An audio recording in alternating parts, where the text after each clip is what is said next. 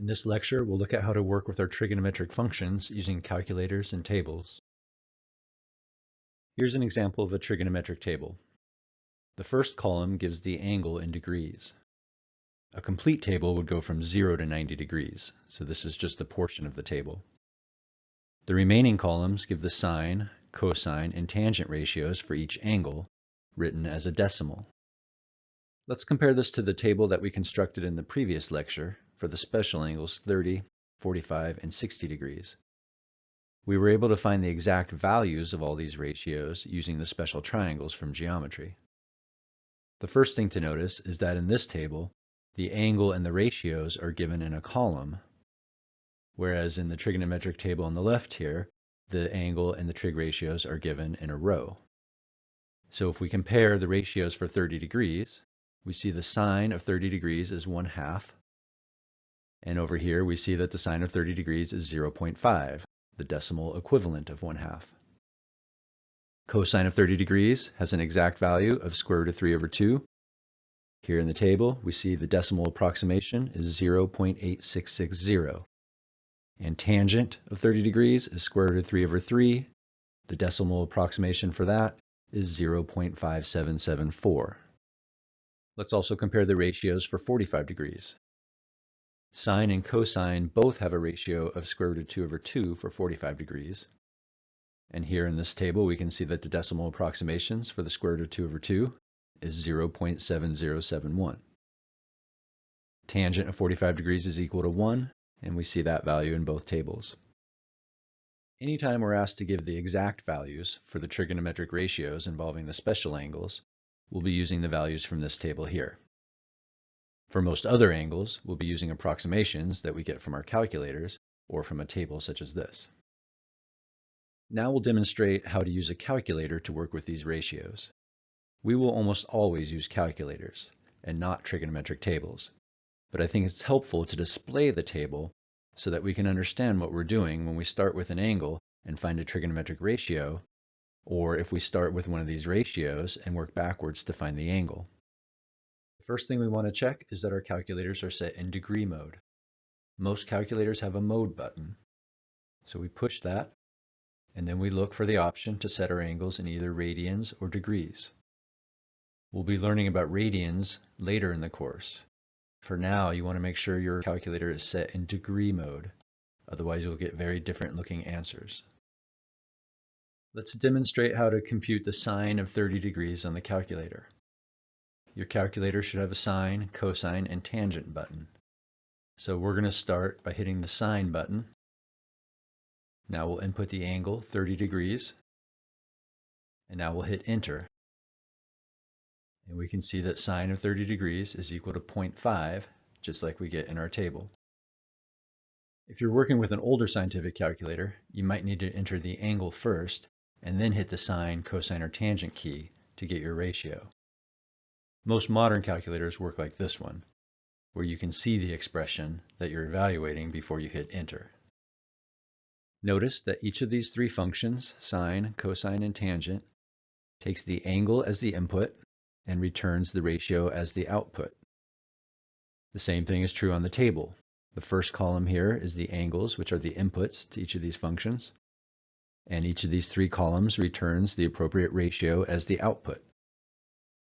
In the table, it's easy to see how to work backwards.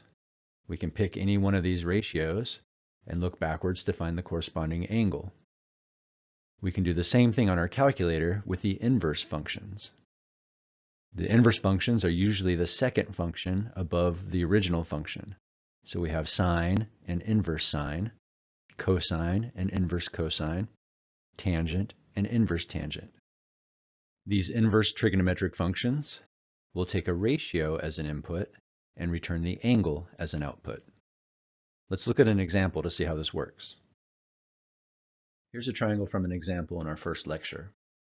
We use this triangle to compute the ratio of the opposite leg to the adjacent leg, which is 6 to 8. So here's a case where we know a ratio, in this case tangent, opposite to adjacent for this base angle down here, but we don't know the angle. So we could look this ratio up in our table and find the angle that goes with it. As a decimal, 6/8 is equal to 0.75. Looking that up in this table, we don't find the exact value, but we can see it's going to be between these two values here, which means the angle is going to be between 36 and 37 degrees. A more precise table might give us these angles to the nearest tenth of a degree, but we can get all the precision we want from our calculator. So to find the angle that goes with this tangent ratio, we hit the second function key and then the tangent key.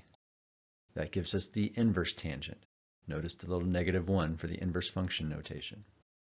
This will take the tangent ratio as the input. You can put that in either as a decimal or as a fraction. And we'll hit enter. And it gives us the angle as the output, 36.9 degrees approximately. And that matches what we found in our table, between 36 and 37 degrees. Let's end with two examples, one that uses a trigonometric function and one that uses an inverse function. In this first example, we're going to compute the tangent of 24 degrees using our calculator and round to 4 decimal places. Here's the calculator. I've already hit the tangent key. Now we just need to input the angle, 24 degrees, and hit enter.